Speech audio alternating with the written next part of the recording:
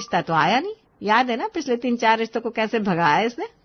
अरे तुम भी ना, वो बच्ची है, उसकी बातों को क्या इतना सीरियस लेती हो।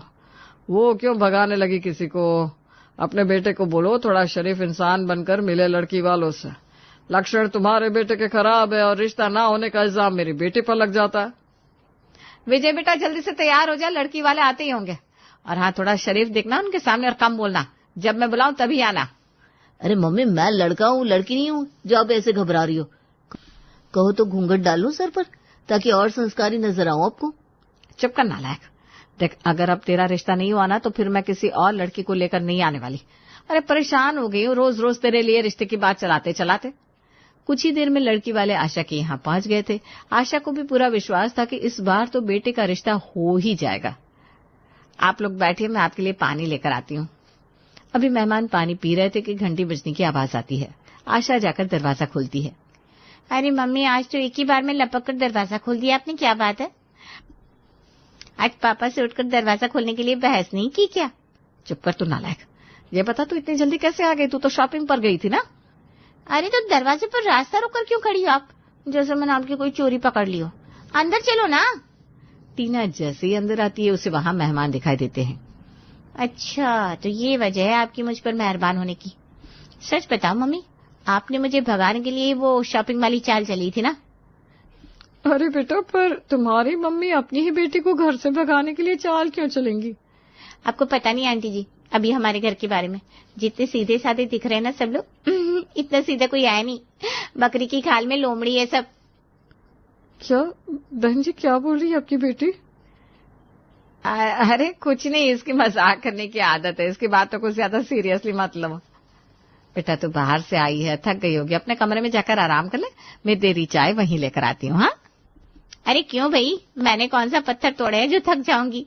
रिक्शा से नुक्कड़ तक गई थी, गोलगप्पे खाए, फिर सोचा इतनी सर्दी में शॉपिंग जाकर क्या करूंगी, वापस लौट आई।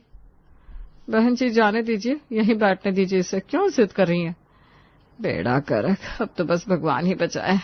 पता नहीं क्या क्या बक देगी ये मुंह फट।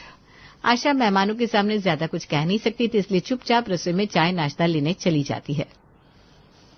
क्या बात है मम्मी, सच सच बताना, ये सब आपने ही बनाया है? मैं नहीं बनाऊंगी तो और कौन बनाएगा? ये कैसा सवाल है बेटा? रहने तो मम्मी, मुझसे झूठ बोलने की कोशिश मत करो। सिंपल खाना तो ढंग से बनाते नहीं हो आप। बेचारे पापा को बनाना पड़ता है सब कुछ। चुप कर नालायक, ज्यादा मत बोल। जब देखो तब बकवास करती रहती है। अच्छा बहन जी, मैं कह रही थी आपका बेटा नजर नहीं आ रहा, उसे भी बुलवा लेती तो। अरे वो कहाँ से आएगा, अभी तो पड़ा सो रहा होगा कुत्ता। क्या क्या बोल रही हो? अरे आंटी, मैं कोई झूठ थोड़ी ना बोल रही हूँ। रात में 3-3 बजे तक मोबाइल में गेम खेलता है, फिर दोपहर में 12 बजे तक बिस्तर में मुंह घुसाए पड़ा रहता है। हफ्ते हफ्ते तक मैं आता नहीं है, कमरे से भी बदबू मारती है उसके। आप ही बताओ, कुत्ता ना बोलूं तो क्या कहूँ? अरे बहन जी, क्या बोल रही है आपकी बेटी? मैं कहती हूँ टीना, तो अपने कमरे में जा, नहीं तो मुझसे बुरा कोई नहीं होगा। अरे बहन जी, डांट डपट कर बच्चे का मुंह बंद करवाने से क्या होगा? अब आपकी बेटी की सारी सच्चाई आ गई है हमारे सामने। वो तो अच्छा हुआ हमारी आंखें खुल गई, वरना सारी जिंदगी रोते हुए बितानी पड़ती हमारी लड़की को।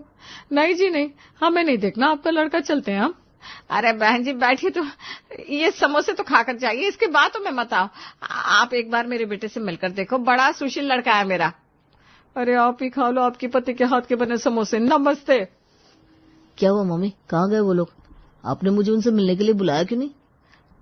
अरे बेटा, तू तो तब मिलेगा ना जब ये तेरी कुंड लेकर राहु तुझे मिलने देगा। उसने फिर अपनी गंदी जुबान खोल दी। अब क्या करूं, अपनी ही औलाद है, गला भी तो नहीं घोंट सकते। माँ की बात सुनकर टीना को जी भर सुनाने के बाद विजय भी गुस्से में अपने कमरे में चला जाता है।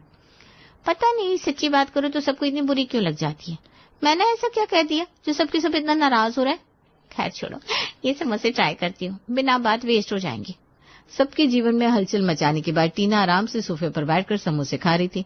उसके चेहरे को देखकर कोई नहीं कह सकता था कि उसने अभी थोड़ी देर पहले इस घर में भूकंप लेकर आया था। कुछ दिन बाद, मम्मी ये सोनल है, मैंने शादी कर ली है, आज से यही आपकी बहू है और आपके साथ इसी घर में रहने वाली है। अरे कमबख्त, ये कोई तरीका है माँ के साथ मजाक करने का? शादी नहीं हुई, सेल में भी ले आया। जब तक आपकी सुपुत्री कुंडली मारकर घर में बैठी है ना, मेरी शादी तो दूर, सगाई भी नहीं होने देगी ये। शादी के ख्वाब छोड़ो, मैंने मंदिर में माला डाल ली, बस हो गई शादी। कोई फायदा नहीं है, 4 मेहमानों को घर पर बुलाओगे ना तो इसलिए बेइज्जती करके भगा देना है सबको। क्या सच्ची में शादी करके लाया है क्या इसको? हे भगवान, लुट गई, बर्बाद हो गई। लुटी नहीं हो तुम, लूटने से बचा लिया तुम्हारे बेटे ने। शादी करवानी थी ना उसकी, अच्छा है अपनी पसंद से ले आया। कम से कम ये तुम्हारी बेटी की विस्फोटक बातें सुनकर भागेगी तो नहीं। बेटा अच्छे से पूछ लिया ना इसे, टिक तो जाएगी ना घर में। हाँ पापा, मैंने इसे सब समझा दिया है। चलो फिर ठीक है, हमारा आशीर्वाद तुम्हारे साथ है बेटा, आज से तुम इस घर की बहू हो। हालांकि कई दिनों तक आशा छाती पीट पीट कर रोती रही। सच में तकलीफ तो उसे हुई थी। उसका इकलौता बेटा जिसकी शादी की उसने ढेरों